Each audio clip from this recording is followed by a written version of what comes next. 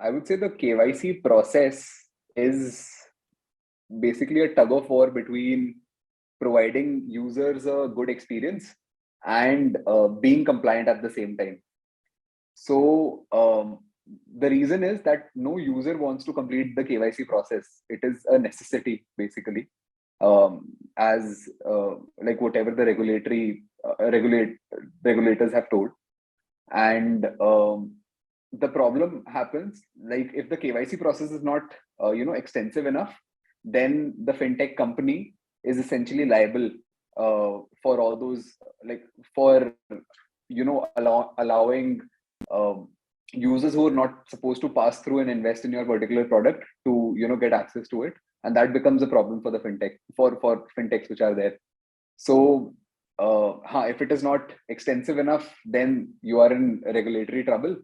But if it is too extensive and too long, then most of the users would drop off in between.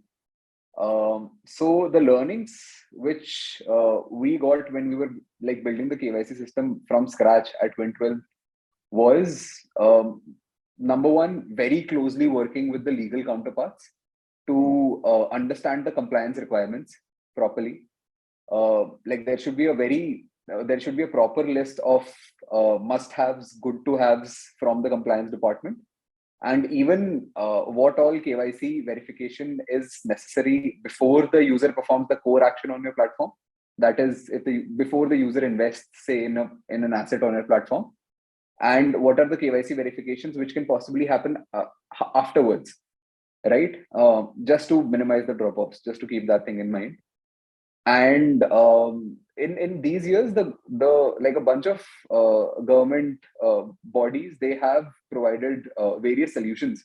There are various solutions in the market where if the user has say done KYC on another platform, you can just directly check that if they've done it on another regulated platform, and you can just directly consume a flag from there and mark the user as KYC, then just download their documents. So there are solutions like that, and one like a fintech product manager should definitely explore all possibilities, which all solutions like that could directly be integrated onto their platform, because there are certain eligibility criteria for using them as well. And in usual case scenarios, what we again learned for the first time at Wint Wealth was how to work with third-party vendors. So since you will be doing multiple kinds of verification of your users, you will require like one single vendor or multiple vendors to perform all the steps of your KYC. So evaluating them, working with external APIs for the first time, putting them at the right place at the right time in the flow. Those were a few things that we learned. And after knowing about all the realities, like all of these things, then finally trying to work with the developers as well as the designers to create the best possible flow for your users. That is basically the art. And once the KYC flow is rolled out, it is very important for you to track the performance of the flow, because we like in the past I have also made mistakes. And I've seen people also making mistakes in terms of like the first flow that is rolled out.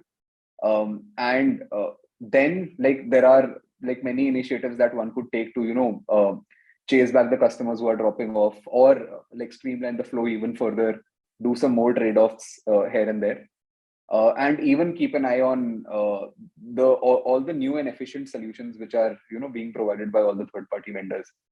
So these were all the learnings which I had obtained while building my first KYC flow at Wint Wealth.